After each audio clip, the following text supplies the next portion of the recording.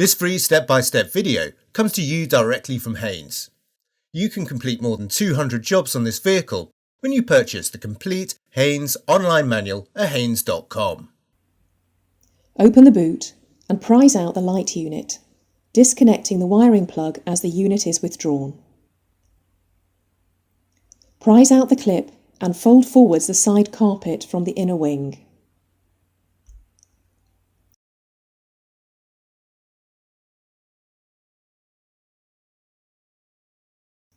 Release the clips and pull the bulb holder assembly from the light unit. Press the relevant bulb in slightly, twist it anti-clockwise and remove it from the bulb holder. Insert the new bulb into the holder and twist it clockwise a little.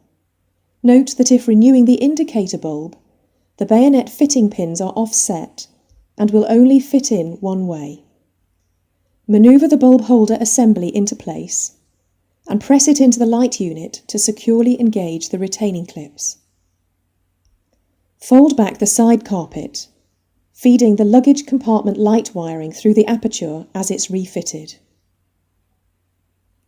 Tuck the side carpet into place and secure it with the retaining clip. Reconnect the wiring plug and refit the light unit.